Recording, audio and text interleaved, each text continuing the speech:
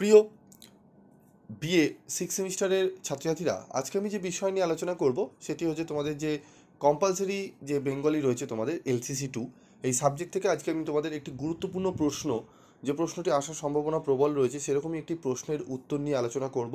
তো ভিডিওটি প্রথম থেকে শেষ পর্যন্ত মনোযোগ সহকারে শুনবে এবং আজকে যে আলোচনাটি হবে সেই ক্লাসের নোটসটি তোমরা কিন্তু নোট করে নিতে পারো।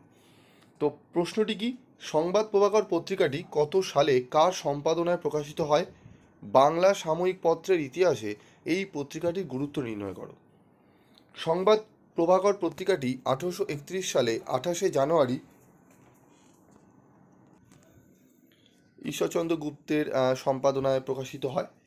ঈশ্বরচন্দ্র গুপ্তের সহায়ক ছিলেন যোগেন্দ্র মোহন ঠাকুর, পাকুড়িয়া ঘাটার গোপীমোহন ঠাকুরের পৌত্র।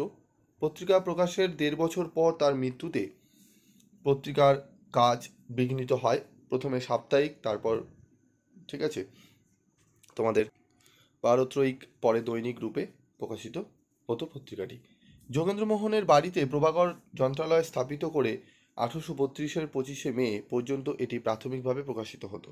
4 বছর পরে 1836-এর 10ই আগস্ট এটি বায়ত্রয়িক অর্থাৎ সপ্তাহে 3টি করে সংখ্যা প্রকাশ পেত এবং এই কারণে ঈশ্বরগুপ্তের সহায়তা করেছিলেন বাবু কানাইলাল ঠাকুর ও তার ছোট ভাই বাবু গোপালচন্দ্র ঠাকুর। তিনি 3 বছর পর 1839-এর 14ই জুন এটি দৈনিক রূপে বাংলা ভাষায়, ঠিক আছে, এটি কিন্তু সর্বপ্রথম দৈনিক সংবাদপত্র।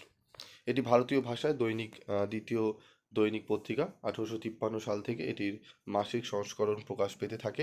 আত্মপ্রকাশ করে পত্রিকাটিতে দেশ বিদেশের সংবাদ ছাড়াও ধর্ম, সমাজ, সাহিত্য ইত্যাদি নানা বিষয় আলোচনার স্থান পেত। দেশের উন্নতি ও শিল্প বাণিজ্যের প্রসারে এই পত্রিকাটি ভূমিকা ছিল গুরুত্বপূর্ণ।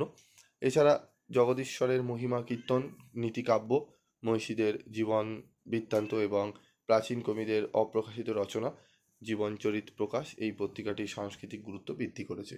সে সময়কার বিখ্যাত মানুষেরা এতে লেখক হিসাবে অংশগ্রহণ করতেন, যেমন বাবু নীলরতন হালদার, বাবু অক্ষয় কুমার দত্ত, রাধাকান্ত দেব, জয়গোপাল তর্কালঙ্কার, রামকমল সেন, প্রসন্ন কুমার ঠাকুর, বঙ্কিমচন্দ্র চট্টোপাধ্যায়, দীনবন্ধু মিত্র প্রমুখ।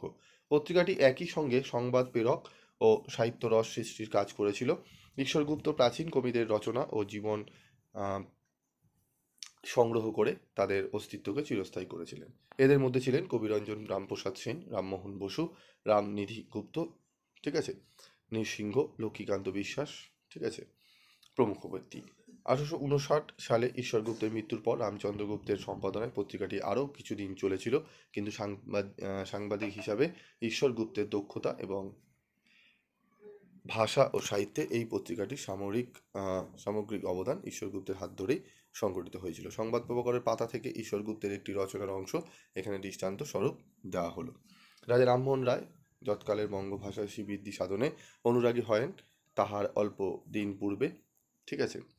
তারপর দেখো আমাদের উত্তরটি আর একটু বড় রয়েছে, পুরোটি আলোচনা করতে গেলে একটু সময় লাগে, তোমরা একটু দেখে নাও, ঠিক আছে, এবং স্ক্রিনশট তুলেও কিন্তু তোমরা রাখতে পারো।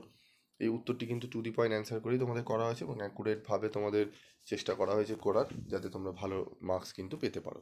তোমরা একটু দেখে নাও এবং স্ক্রিনশট তুলবে, এবং এরকমই প্রত্যেকটি সাবজেক্টেরই তোমাদের কিন্তু স্টাডি নোটস কিন্তু তোমরা পাবে। তোমরা চাইলে 7278981430 এই নাম্বারে যোগাযোগ করবে। তোমরা প্রথম সেমিস্টার থেকেই পিভি স্টাডি ক্লাসের সঙ্গে রয়েছো। অনেকে দেখবে আছে এরকম, আগে হয়তো কোনো অন্যান্য সাবজেক্টগুলো দিত না, এখন শুরু করেছে যাওয়া। যাই হোক, তো বেশি দামে চড়া দামে কোনো জায়গা থেকে নোটস কেনার তোমাদের কিনতে যাবে না। যদি তোমাদের ফাইন্যান্সিয়াল প্রবলেম থাকে অবশ্যই তোমরা জানাবে। পিভি স্টাডি ক্লাস তোমাদের বিগত বছরগুলোতেও তোমাদের যেরকম পাশে ছিল এবারও থাকবে। তোমাদেরও আমি চাইবো তোমরা পাশে থাকো, পিভি স্টাডি ক্লাস থেকে অনেক কিছুই তোমরা পাবে। হ্যাঁ, প্রত্যেক দিন আমি হয়তো কারি ভিডিও দিতে পারবো না, কারণ আমার কোনো টার্গেট থাকে না। অনেকের টার্গেট থাকে যে এই মাসের মধ্যে এই ভিডিওগুলো আমাকে প্রত্যেক দিন না দিলে আমার ভিউ না হলে হবে না, এরকম ব্যাপার থাকে। দেখবে প্রত্যেক দিনই 12টা 13টা 14টা 15টা ভিডিও ছেড়ে যায়।